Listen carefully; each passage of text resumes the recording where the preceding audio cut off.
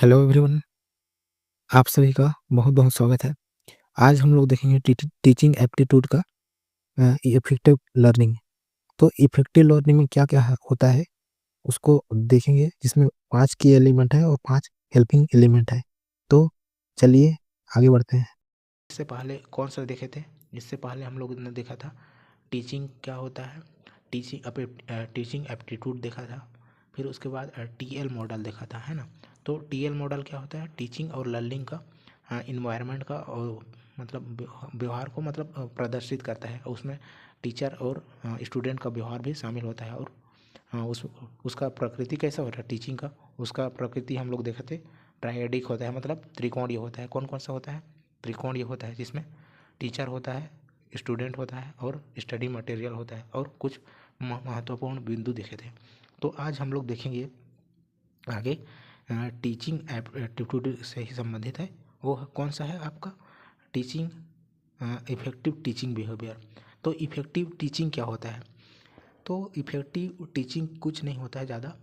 इसमें मतलब कम समय में अधिक तरह का से मतलब कम में अधिक रिजल्ट देने की कोशिश करना। जैसे कि मैं अभी यूजीसी नेट से संबंधित जो पढ़ा रहा हूँ, इसको आप बुक से पढ़ोगे या अपने खुद से पढ़ोगे तो बहुत ज़्यादा टाइम लगेगा, है ना। बहुत ज़्यादा टाइम लगेगा या कोई सा दूसरा यूट्यूब से देखोगे, है ना, कोई दूसरा पढ़ाएगा। नहीं बोल रहा हूँ कि मैं पढ़ा रहा हूँ तो बहुत अच्छा पढ़ा रहा हूँ, बाकी और लोग पढ़ा रहे हैं तो बहुत अच्छा पढ़ा रहे हैं, लेकिन इसमें क्या है, इसमें इफेक्टिव टीचिंग ये हो जाएगा कि आपको कम समय में अच्छा से अच्छा मार्क्स दिला पाऊँगा। तो वही है ज्ञान रणनीतियाँ, प्रक्रियाएँ, व्यवहार जो छात्रों को अच्छे परिणाम प्रदान करते हैं, अच्छे रिजल्ट प्रदान करते हैं। तो प्रभावी इफेक्टिव टीचिंग का व्यवहार है वो दो प्रकार का व्यवहार है। एक है मुख्य व्यवहार, है ना। तो ये मुख्य व्यवहार क्या है? जो मुख्य है वो मेन है। इसके बिना मतलब जो प्रभावी टीचिंग होता है वो नहीं हो पाएगा, है ना। इसके बिना अधूरा रह जाएगा प्रभावी टीचिंग। और दूसरा है मददगार व्यवहार, है ना, जो कि हेल्पफुल होता है ना, हेल्पफुल होता है प्रभावी टीचर के लिए, प्रभावी टीचिंग के लिए। तो प्रभावी टीचिंग के लिए जो मुख्य व्यवहार है उसको देखते हैं। तो प्रभावी टीचिंग के लिए 5 मुख्य व्यवहार देखेंगे। तो ये सबको जितना है 5, उसको आपको लाइन टू लाइन याद रखना पड़ेगा, ताकि एग्ज़ाम हॉल में आप जाएँ तो वहाँ पर आसानी से अपना जो आंसर में है उसको उतार पाएँ। तो क्या है, लेसन क्लैरिटी होना चाहिए सबसे पहले। जैसे कैसे लेसन क्लैरिटी? पार्ट को मतलब क्या होगा इसके पश्चात, मतलब पॉइंट टू पॉइंट में, है ना। जैसे कि इसके बाद क्या होगा, इसके बाद क्या आएगा। जैसे कि मैं बताया हूँ पिछले वीडियो में कि सबसे पहले हम लोग टीचिंग एप्टीट्यूड क्लास लिए, तो टीचिंग एप्टीट्यूड में हम लोग टीचिंग को देखे सबसे पहले, टीचिंग। फिर टीचिंग एप्टीट्यूड में टीचिंग एप्टीट्यूड को देखे उसके बाद, है ना। तो ये देखिए चरणबद्ध चरण आ रहे हैं ना। उसके बाद क्या देखिए, टी एल मॉडल, है ना, T L model, teaching learning model of teaching, ये देखिए, हैं। तो ये उसके बाद ये क्रमबद्ध क्रम में आ रहे हैं, है ना, क्रमबद्ध क्रम में आ रहे हैं। तो इसी प्रकार से आगे जो लेसन की क्लैरिटी होना चाहिए वो एकदम स्पष्ट होना चाहिए कि किस प्रकार होगा, है ना। तो इससे क्या होगा, इससे आपको स्टूडेंट को मतलब समझने में भी आसानी होगा, टीचर को समझाने में भी आसानी होगा। टीचर को समझाने में तो आसानी होगा, इससे स्टूडेंट लोग समझेंगे और वो लंबे समय तक याद रहेगा स्टूडेंट लोग को, और ये मतलब कॉन्सेप्ट के रूप में बिल्ड होने में सहायता करेगा, है ना।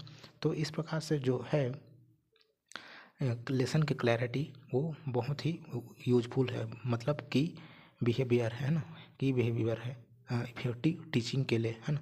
तो आगे चलते हैं। तो इंस्ट्रक्शनल वैरायटी देखिए।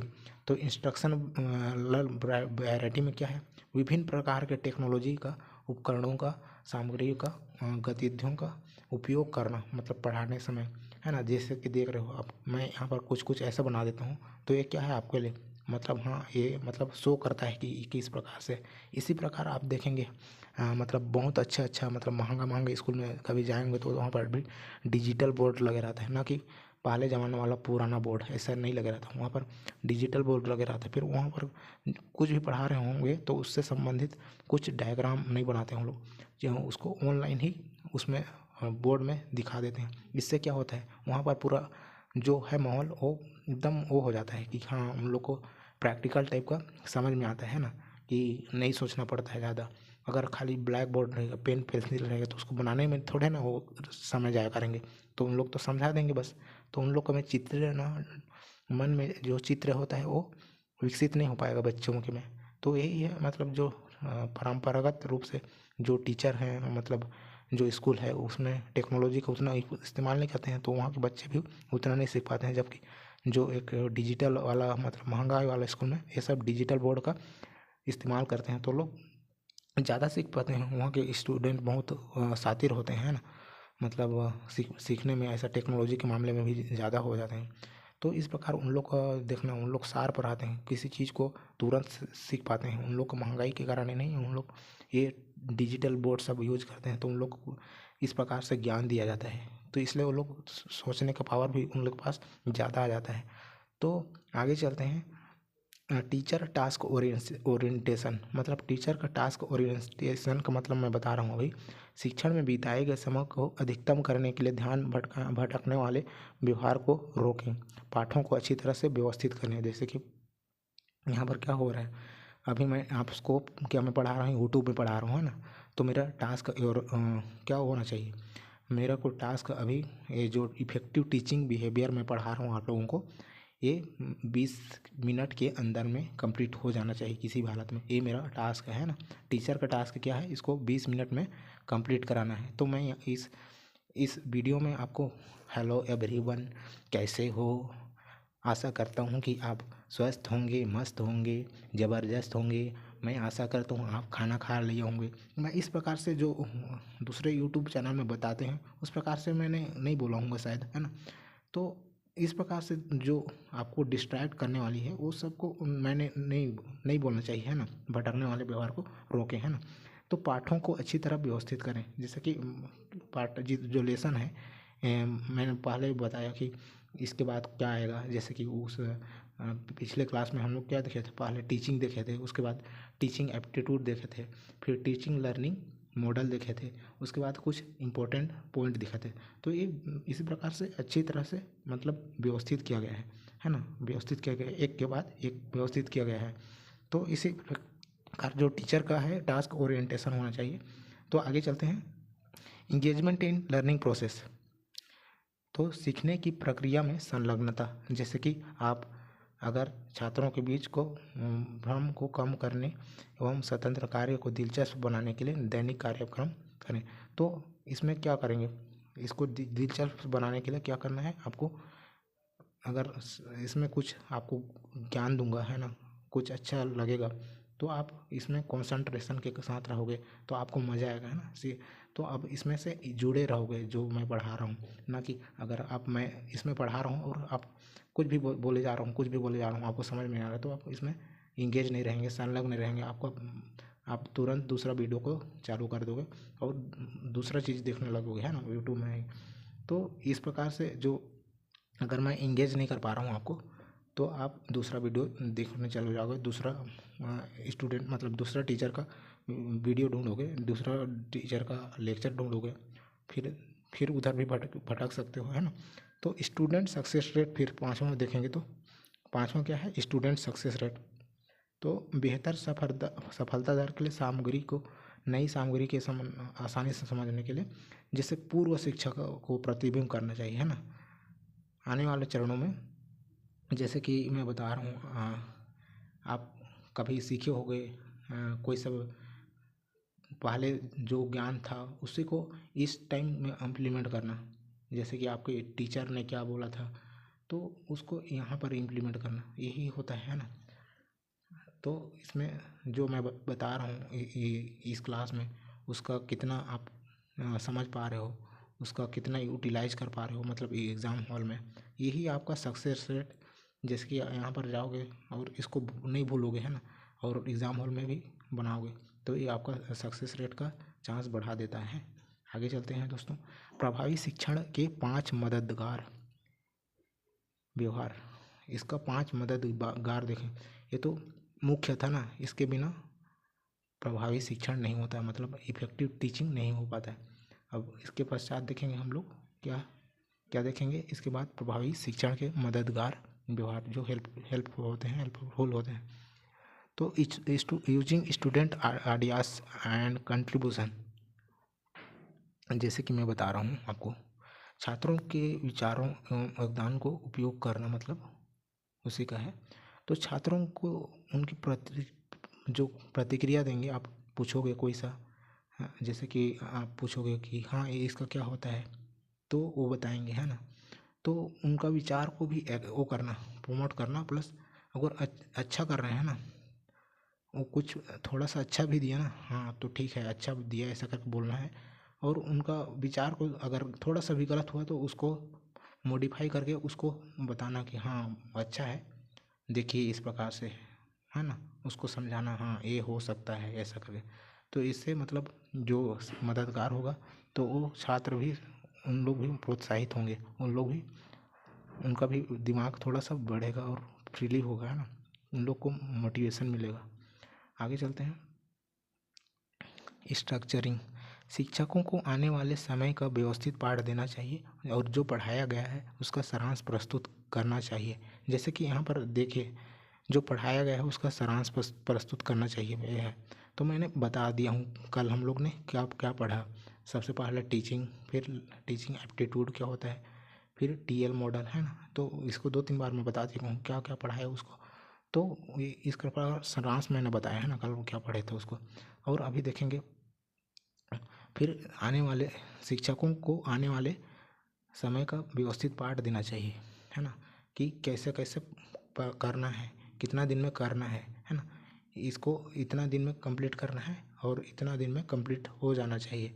तो आज इस क्लास में 20 मिनट के क्लास में इतना टीचिंग का एप्टीट्यूड या कोई सभी टॉपिक है उसको आज हम लोग इतना को कंप्लीट करेंगे। इस प्रकार से आपको वो करना है, स्ट्रक्चरिंग करना है, ताकि टाइम में आप उसको कंप्लीट कर पाएँ, ना कि अनावश्यक ज़्यादा समय लें थोड़ा सा सिलेबस को कंप्लीट करने में।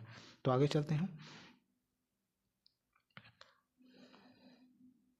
तो क्या होता है इसके बाद, स्ट्रक्चरिंग के बाद उसके बाद हो क्वेश्चनिंग, प्रश्न पूछना। विभिन्न प्रकार के प्रश्नों का उपयोग जिनके लिए सोच, विचार, समस्या समाधान की आवश्यकता होती है। ऐसे प्रश्न पूछना स्टूडेंट लोग से कि वो लोग सोच में पड़े, है ना, सोचें कि कैसा होगा, क्रिटिकल टाइप के सोचें, उनको फोर्स पड़े उनका माइंड में ये सब चलेगा ना, फोर्स पड़ेगा तो लोग सोचने में मतलब वो होंगे, है ना। तो जैसे जैसे वो सोचेंगे तो उनका माइंड क्या होगा, शार्प होगा, धीरे धीरे उन लोग का मन क्या होगा, क्रिटिकल होगा, सोचने के लिए वो मजबूर होते रहेंगे। तो मन भी ना एक मशीन की तरह है, जितना घिसता है, मतलब हीरा की तरह है, जितना घिसता है उतना चमकता है, और जैसे वो नहीं घिसता है वो काला पड़ जाता है, ऊपर मुँह हो जाता है ना। तो उसी प्रकार है ना। तो अपना माइंड भी, तो ये जितना घिसते जाता है उतना ही शार्प होते जाता है ना, माइंड उतना ही तेज चलने लगता है। तो समाधान की आवश्यकता होती है ना, जो समस्या समाधान की आवश्यकता हो, सब जैसे कि एनसीईआरटी की बुक देखोगे तो उसमें भी किनारे में क्या रहता है, इस टाइप का डिब्बा रहता है, उसमें क्या रहता है, बच्चा एक रहता है, वो सोचता है और पूछता है क्या आपने सोचा है इसमें क्या होगा, इस प्रकार से पूछता है बच्चा। फिर उसको सोचना पड़ता है, एक टॉपिक रहेगा बगल में, फिर वहाँ पर जो रहता है उसी टॉपिक से संबंधित कुछ पूछ देता है बच्चा, फिर सोचने के लिए मजबूर कर देता है बच्चा। तो वही है ना। तो वो क्या कर रहा है, क्रिटिकल थिंकिंग को बढ़ाने की कोशिश कर रहा है बच्चा। एनसीईआरटी का जो बुक पढ़ते हैं वो लोग क्रिटिकल थोड़ा सा अच्छा रहता है। फिर प्रोबिंग करना, जांच करना क्या है, छात्रों को अपने विचारों को विस्तार से बताना। जैसे कि मैं जो विचार है मेरा, जो एक्सप्लेनेशन है उसको विस्तार से बताऊँ, जो कॉन्सेप्ट है उसको डिलीवर करूँ आपके पास। फिर टीचर अफेक्ट, फिर क्या है टीचर अफेक्ट, मतलब शिक्षक का प्रभाव क्या है, उत्साह एवं सहानुभूति के उपयोग से शिक्षा और भारतीय मतलब स्टूडेंट है के संबंध को विकसित करना। जैसे कि मैं बता रहा हूँ, अगर टीचर और स्टूडेंट का बीच एकदम सीरियस वाला रहेगा, कोई मतलब फ्रेंडली वाला नेचर नहीं रहेगा, तो क्या होगा, कोई टीचर पूछेगा आपको, स्टूडेंट को, तो वो क्या बताएगा, जितना जान रहा है उसको भी बता नहीं पाएगा, डरेगा। जैसे कि मैं स्कूल में था तो बहुत डरता था। क्या होता था, बहुत डरता था। तो जब टीचर पूछते थे तो मैं बहुत पढ़ता था और याद करके भी आता था अच्छा से। लेकिन जब टीचर मेरे को खड़े करते थे और पूछते थे तो मैं खड़े जैसे होता था, जितना पढ़ा था सबको भूल जाता था और एक का भी आंसर नहीं दे पाता था, क्योंकि ये मेरा में फोबिया बैठ गया था, डर बैठ गया था कि पता नहीं क्यों। और फिर जैसे कि 11th-12th में आया तो एक मैम थी, वो मतलब थोड़ा फ्रेंडली नेचर की थी, हम लोग दोस्त टाइप के थे, रहते थे। तो जो उनसे मतलब वो पूछती थी, उसको मैं सटासट जवाब दे देता था, वो भी मस्त खुश रहते थे, मैं भी खुश रहता था। वो मेरे को शाबाश शाबाश भी बोलते थे, मतलब प्रमोट भी करती थी, है ना। तो यही है मतलब फ्रेंडली नेचर का होना बहुत ज़रूरी है ना। फ्रेंडली नेचर का रहोगे तो स्टूडेंट भी प्रोत्साहित होता है, सहानुभूति उत्साह होता है, उसका भी मतलब एक मोटिवेशन लेवल होता है, वो बढ़ जाता है। तो इसी प्रकार आज का लेक्चर हुआ जो वो यहीं पर ख़त्म होता है। आज 15 मिनट में इसको ख़त्म किए। तो जो CG सेट है या नेट है उसका तुरंत हम लोग ख़त्म करने की कोशिश करेंगे, है ना। तो थैंक यू।